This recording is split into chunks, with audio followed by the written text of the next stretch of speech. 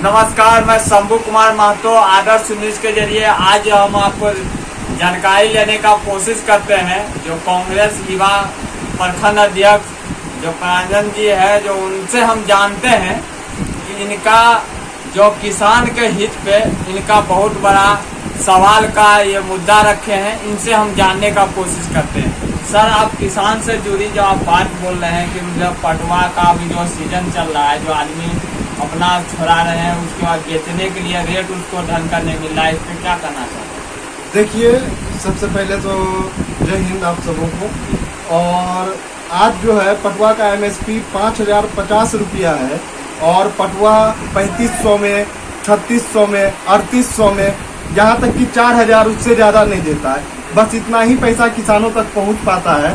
तो किसान का जो पर कुंटल का 1000 रुपया है, 1500 रुपया है, वो 1000-1500 रुपया कौन खा जा रहा है और वो जो पैसा किसान तक नहीं पहुंच रहा है। तो ऐसी स्थिति में किसान कैसे अपना घर गृहस्थी चलाएगा, किसान का आय कैसे बढ़ेगा, किसानों को फायदा कैसे पहुंचेगा। तो इसीलिए हम ये सवाल पूछना चाहते हैं यहाँ के पैक्स से और पैक्स से संबंधित सभी पदाधिकारी से कि आखिर आप लोग कहाँ हैं, आप लोग क्या काम कर रहे हैं जो कि किसानों तक उसका जो सरकार द्वारा निर्धारित किया हुआ पैसा है वो पैसा नहीं पहुंच पा रहा है। जो मिनिमम सपोर्टिंग प्राइस है 5050 रुपये, जिससे नीचे की कोई भी फसल का खरीद नहीं कर सकता है, तो आखिर वो पैसा किसानों तक क्यों नहीं पहुंच पा रहा है, वो पैसा क्यों बीच में अटका रह जा रहा है। तो ये सवाल मैं पूछना चाहता हूँ।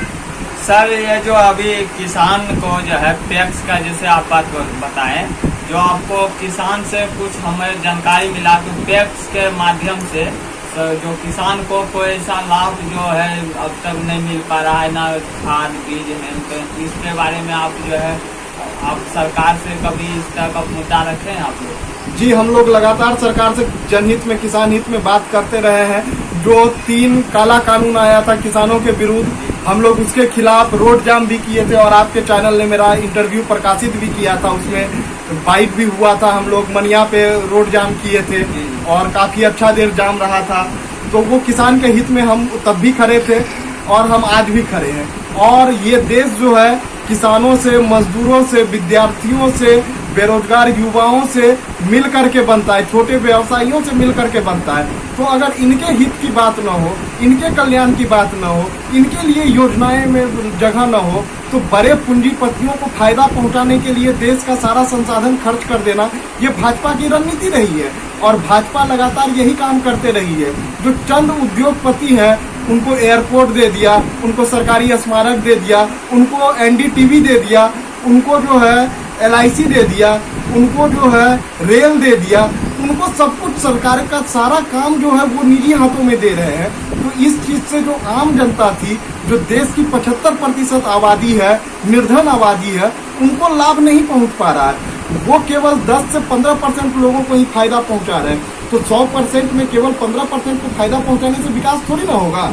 विकास अगर चाहिए तो उन 75% जो नीचे छूट जा रहे हैं, जिनको सरकारी योजनाओं से फायदा होता है, जिनको सरकारीकरण से फायदा होता है, जिनको सार्वजनिक संपत्तियों से फायदा होता है, जिनको निःशुल्क स्वास्थ्य मिलता है, जिनको निःशुल्क अनाज मिलता है, जिनको निःशुल्क शिक्षा मिलती है, उनसे होता है। तो उनको लाभ पहुंचना चाहिए ना, उन तक पैसा पहुंचनी चाहिए ना। आज किसान का पैसा बिचौलिया खा जा रहे हैं। और हम इतना दिन से, आज लगभग पटुआ कब से कटना शुरू हुआ है, आज 1 महीना हो गया। हम 1 महीना से अकेले आवाज उठा रहे हैं, सब कार्यालय भटक गए। एक तो किसान बेचारा इतना पस्त है कि उनको सिस्टम से कोई उम्मीद ही नहीं है। हम किसान के पास गए, उनसे जब बात किए, उनसे पूछे कि आखिर आप लोग इसके खिलाफ आवाज काहे नहीं उठाते, तो बोला भैया जो गरीब आदमी है, किसी तरह खा रहे हैं, वो आप मेरे हाथ से फरियाद छीन लीजिएगा। आवाज कैसे उठाएंगे? जिसके खिलाफ आवाज उठाएंगे घर पे आके मार के चल जाएगा, कोई रोकने वाला नहीं है। आज लोगों का वर्चस्व बढ़ा हुआ है। हमारे पत्रकार बंधु को 2 दिन पहले जो है एक लड़का के द्वारा मारपीट कर दिया गया जबरदस्ती। तो ऐसी घटनाएं हमारे यहाँ होती है, लोगों का वर्चस्व है। तो ऐसे में आम आवाम की आवाज दब जाती है। और कांग्रेस पार्टी और युवा कांग्रेस हमेशा से आम आवाम की आवाज उठाते रहा है और आगे भी मुस्तैदी से उठाते रहेगा। सर, कोऑपरेटिव बैंक के द्वारा कुछ आदमी को जो सदियों पहले लोन दिया गया था, जो कि वो किसान को भी पता नहीं है कि उसको हमारे नाम से लोन फिनांस हुआ। अब नोटिस जा रहा है और बैंक जो है उसको मोटी रकम वसूली कर रहे हैं। इस पे क्या करना चाहिए? देखिए, मैंने तो पहले ही कहा कि ये सरकार जो है पूंजीपतियों का है। कॉरपोरेटिव लोन हमारे यहाँ माफ होते हैं भाजपा की सरकार में, और कृषि लोन माफ नहीं होते हैं, जबकि कांग्रेस के समय में कृषि लोन माफ हुआ करती थी। हमारी सरकार ने मध्य प्रदेश में भी कृषि लोन माफ की है, तो हमारी सरकार कृषि लोन माफ करती है और इसके विषय में हम लोग मुस्तैदी से काम करेंगे। और ये कुछ दलालों के द्वारा किया गया था कि गरीब किसानों के नाम पे उनके जानकारी के बगैर लोन उठा लिया गया था। उन किसानों को पता नहीं था कि उनके नाम पे लोन लिया जा रहा है, और वो कुछ दलाल बैंक से साठगांठ कर करके जो है लोन लिए थे। बिहार सरकार से बात होगी और हम सरकार में है अभी बिहार में, तो हम चाहेंगे इस चीज़ की जांच हो और वैसे लोगों को पकड़ करके उनसे रकम वसूला जाए, न कि किसान से वसूला जाए। चलिए, आपका सुनना। मेरा नाम हुआ प्रांजल कुमार पासवान और बंटी पासवान। पद क्या है आपका कांग्रेस का? हम युवा कांग्रेस के प्रखंड अध्यक्ष हैं प्राणपुर से, भारतीय युवा कांग्रेस के। चलिए, आपको जानकारी देने का कोशिश की है, जो आपको बहुत सारे बात का उच्चारण किया और अपना वक्तव्य भी रखे। और इसी तरह हमारे चैनल के साथ बने रहने के लिए लाइक और शेयर, बेल आइकन घंटी अवश्य दबावे। धन्यवाद।